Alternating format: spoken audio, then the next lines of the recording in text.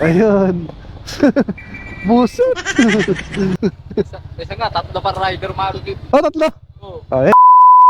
Ayun nga guys, double booking si Sir. So isang joyride saka ako. So binigyan na natin sa joyride. Kasi alam natin may cancel sa kanila. So yun. Sige, sige po. Okay po. Yan. Pinasakay na natin sa joyride. So ayun no. Walang kasi mag-book yun eh. Oo nga eh, double booking. Ang kulit eh.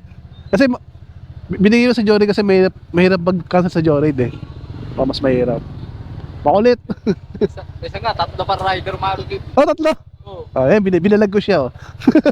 So, si Sir, tatlo daw binubok daw. Ayun. Kung makatapat siya ng mainitin na ulit rider, yari talaga siya. Ayun. Eh, kilala na siya rito. Pag nagbubok daw, tatlo, dalawa. Ayun, ayun, oh. Pinakancel ko sa kanya. Yan, kinancel niya. Kinancel natin.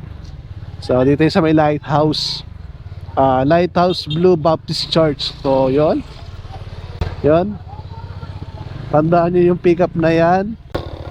Yun, may nagsabi na rin dito na gusto daw, tatlo daw binubok daw niya.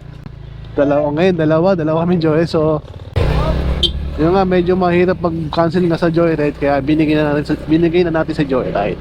Okay lang yun. At least cool lang tayo, di ba?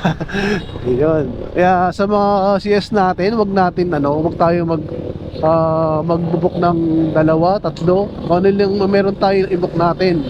Kasi nangyayari kawawa yung mga rider. Kasi minsan pupunta na lang sa pickup, wala na yung pickup yung nakasakay na pala.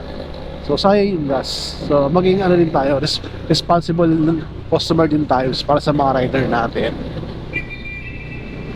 Eh paano kung nakatapat siya ng medyo mainitin na ulo ng rider, di ba? Karoon pa ng gulo, di ba? So tayo naman ay maunaway naman tayo. Yun. Kaya binigyan na natin kay Sir. Wow! Ayun. Busot. Ayan. Kulit mo ah. Yan lang guys. Dapat lagi tayo sa daan.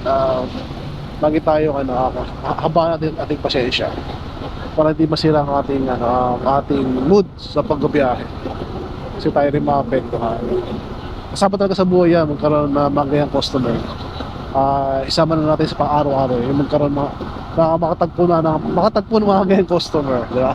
Yun lang guys, yun lang ang vlog natin ngayon. Maraming salamat. Bye bye.